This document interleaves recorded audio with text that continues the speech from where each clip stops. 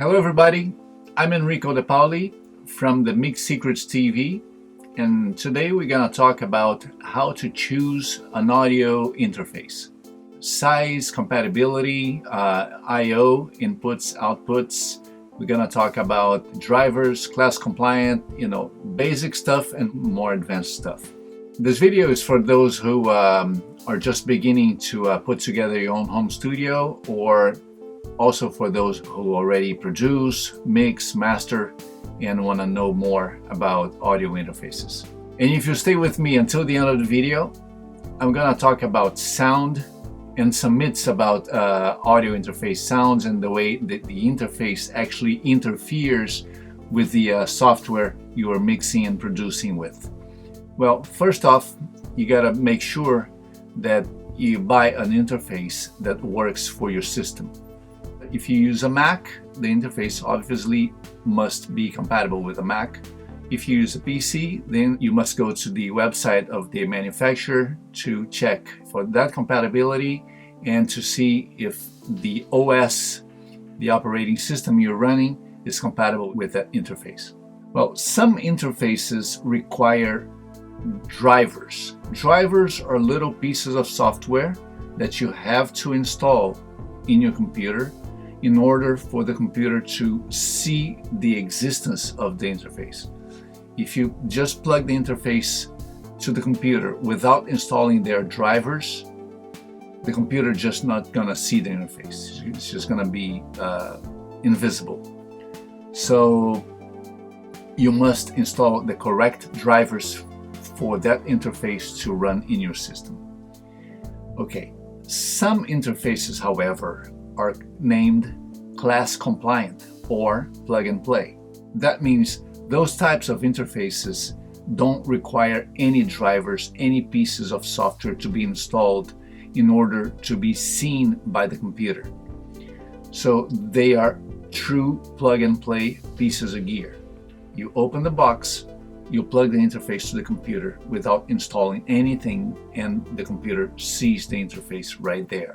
Every time you see on the specs of the interface that it is class compliant, it means you need no software in order to use that interface with your computer. In my opinion, class compliant interfaces are a big plus, not only because it's easier to use, you don't have to install anything, you don't need updates, the manufacturer is not constantly updating drivers and then you change your system and all of a sudden you need to get new drivers for the interface. Class compliant interfaces are just a lot easier to use. And also, in my opinion, they are more future proof because they tend to hold longer compatibility wise, Well, next item that I'm reading off my cheat sheet so I don't forget to mention anything. Some interfaces are bus powered. That means when you plug the interface to the USB port in your computer, that port will power the electricity that the interface needs to run, to operate. However, some other types of interfaces require a power supply.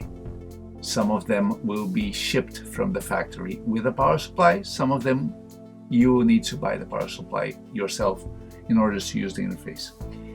Said that, some interfaces are bus powered, but they come with a power supply, or they have a little port in the back in order for you to connect the power supply. So why would you need that? Well, some brands and models of interfaces, although this is more rare these days, will have a power supply in order for you to access some functionality, some features of the interfaces. For instance, if the interface has an optical port, sometimes in order for you to use that optical port, you will need to have the interface hooked to the wall, aside from being connected to the computer. The voltage supplied by the USB port is not enough for the interface to access all its features and functionalities.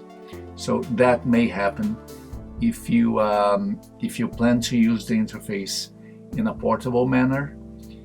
it's best to find an interface that is totally bus powered, so you can just throw the interface in your backpack, and you can just plug it to the computer wherever you are, to your laptop, and the interface will just operate without the need to outlet power.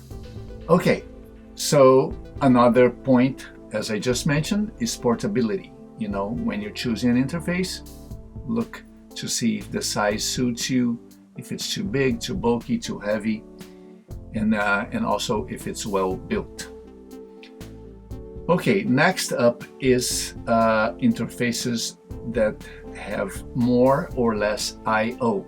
I/O means inputs and outputs. Okay, the basic interfaces, the less expensive ones, usually have a pair of inputs and a pair of outputs. A pair of inputs usually is more than enough, because you're going to be recording a guitar, a vocal and a guitar together. Maybe you're going to use both inputs, and a pair of outputs, usually where you're going to connect your speakers to. So most basic interfaces will have 2 inputs and 2 outputs, and that's pretty much enough, and usually an output for headphones. Some interfaces going up the tiers will have 2 sets of headphone outputs, which is useful when you want to have a headphone for yourself, one for the singer that you're producing, that you're recording, that you're working with. And some of them will even allow you to have 2 separate mixes. So you're going to see that the interface has output 1 and 2 to headphones 1, and output 3 and 4 to headphones 2. That means you can have one mix for yourself and a separate mix going to output 3 and 4 of your music software, and that will come out of headphone output 2 to your singer or musician. That can be helpful. Some interfaces will have more outputs, will have 3 and 4 outputs, even 5 and 6 or 7 and 8. When do you need that? Well, if you have, let's say, 2 pairs of monitor speakers, you can have a pair connected to output 1 and 2, a pair connected to outputs 3 and 4.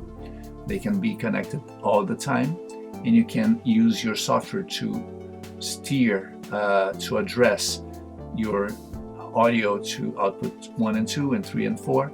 So you choose what speaker you want to use, you want to listen on. When do you need more outputs? Well, let's say you have a little analog mixer like this one, and you want to do external summing. So you can have an interface that has, for instance, 8 outputs connected to the 8 inputs in that mixer, and you can do the summing in the analog domain outside of the computer. A lot of people prefer to do that because of the sound texture you may achieve doing that. For that, you may need an interface that has at least 8 outputs. Okay, next is some interfaces will have ADAT, optical digital input. That can be very helpful when you have like a smaller interface that has 2 inputs, 2 physical analog inputs. But when you need to record drums, you can connect a separate 8-channel preamplifier that has ADAT connectivity. Just so you know, ADAT optical is a protocol, a format that was invented many years ago, that via one single optical digital cable, it carries 8 channels of audio. Okay, so if you have an interface that has an ADAT optical input, means that you can add a separate rack of 8 preamps, and connecting one digital cable to that input, all of a sudden you have the 2 inputs that your interface has, plus 8 more, and you can record a full drum set with up to 10 microphones. That can be very helpful. And you can still have a somewhat small interface and very inexpensive model. And you can, at a later date, add or borrow from someone a preamp that has ADAT connectivity. so you can record 10 microphones during that one session using your smaller interface without the need of having a full-size interface with 8 or more inputs. Okay, next up is interfaces that have more digital inputs and outputs, like SPDIF, which stand for Sony and Philips Digital Interface. That is a set of RCA connectors in the back, one for input, one for output, that will carry 2 channels of audio each, one for input, one for output. When do you need an interface that has SPDIF? Well, that's when you want to connect your interface to other pieces of gear without losing quality, without converting your audio to analog. Then you go to another computer, to another digital recorder, and then it's going to convert it back to digital when it gets there, and then you lose generations of audio that way. When you have an interface that has digital SPDIF connectors, you can connect your interface to other pieces of gear digitally, keeping the audio in the digital domain, maintaining its quality the way it is inside the computer. So that can be helpful if you plan to connect your interface to other pieces of gear. Or if you bring your computer and interface to another studio, you want to transfer audio to pieces of gear they have there. SPDIF is a digital standard. Okay, next is portability. And we mentioned some interfaces have a bunch of inputs, a bunch of outputs. They are full size, they are big racks with a bunch of connectivity. They need to be plugged into the outlet. They have, a lot of connectivity power, but they are not portable. If you want to have all the connectivity you can in your studio, then you may need a bigger interface. So keep that in mind. Next is MIDI. MIDI stands for Musical Instrument Digital Interface. It's a round, old type connector called DIN. That connector allows you to connect an older style MIDI controller to your computer, so you can play the like a Yamaha DX7, a Roland Juno 106, a Roland D50, so you can play those keys and trigger your virtual instruments in your session. So MIDI is useful for that. And also, if you have MIDI tracks playing in your DAW, in your digital audio workstation, and you want to output those notes so they can play analog hardware synthesizers that you may have. If you have one or a few synthesizers outside of the computer, you may need a MIDI interface for that, or an audio interface that has MIDI connectivity. Next is DSP, interfaces that have digital signal processing. That is, interfaces that have chips of CPU power. So when you open plugins in your session, those plugins will rely on the interface power for processing, and they won't carry the weight, the processing power in your computer. That can be a relief for your computer if you have an interface with DSP. That can be helpful. I tend not to like interfaces with DSP because if I rely on them to open my plugins, I will need to have that interface every time I open that session.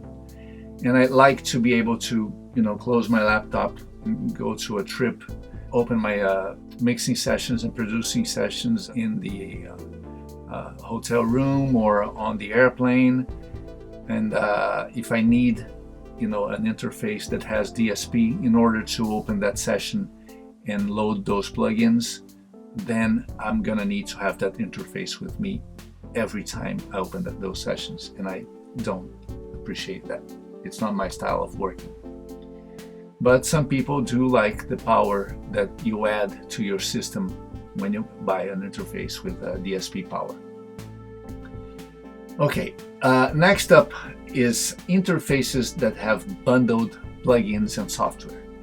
A bunch of manufacturers, they will offer, free plugins when you buy their interfaces. And sometimes you may buy an interface for like a cheap, inexpensive price of like, let's say $150, and it may come with like $500, $600, $700, $800 worth of software, even more. That can be a big plus.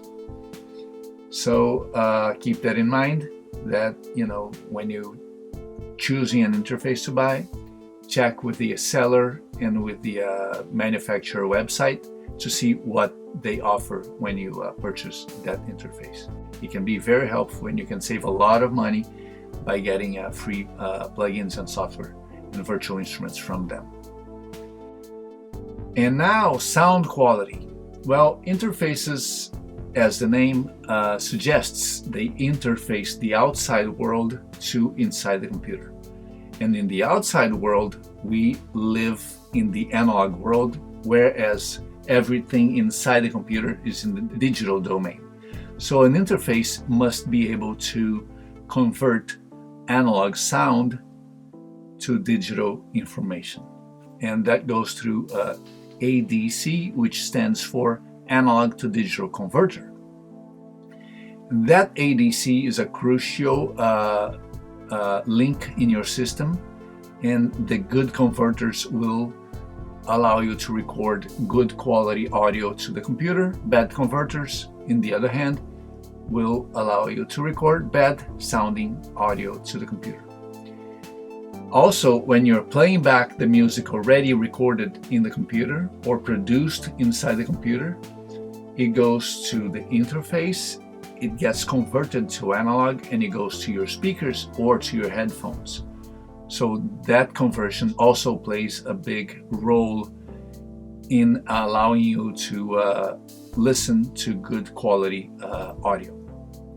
However, said that, that the interface plays an important role converting audio to the computer and converting audio back from the computer to your ears, it's important for me to mention and to break a big myth that, let's say you have a big, expensive interface in your studio, and that sounds amazing. It has quality converters. It costs like $1 million, and you decide you want to close down your laptop, and you want to go to a hotel room or to an airplane, and you want to redo and rebounce a few sessions that you are still working on. A lot of people think that when you use a less expensive interface, when you make a bounce with a computer not connected to your expensive interface but connected to a cheaper interface, you will have a worse sounding print or bounce. And that is not true. The interface only converts the sounds from the computer for you to hear it. Whatever you're printing inside the computer will sound the same no matter what interface you are connected to. Even if you're not connected to any interface and your headphones are just plugged into the computer, you will have absolutely the same quality of bounce or print inside the computer. The only difference is if you are connecting the interface to other pieces of gear and re-recording back into the computer, then your sound is going through the interface and going back to the computer, and the sound is going to suffer the quality of the interface or its limitations.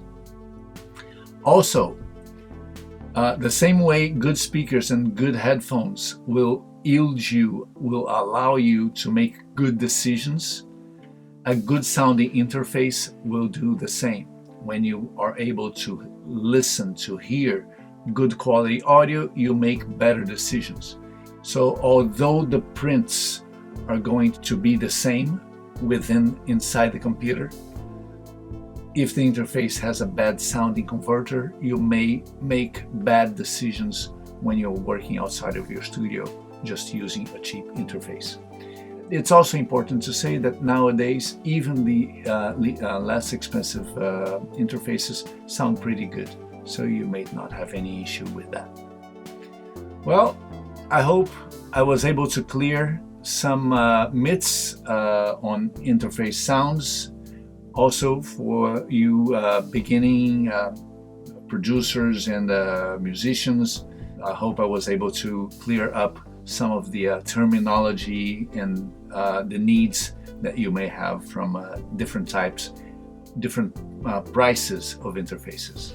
I'm Enrico De Paoli. This was the Mix Secrets TV, and I wish you the best productions you can possibly make. God bless you.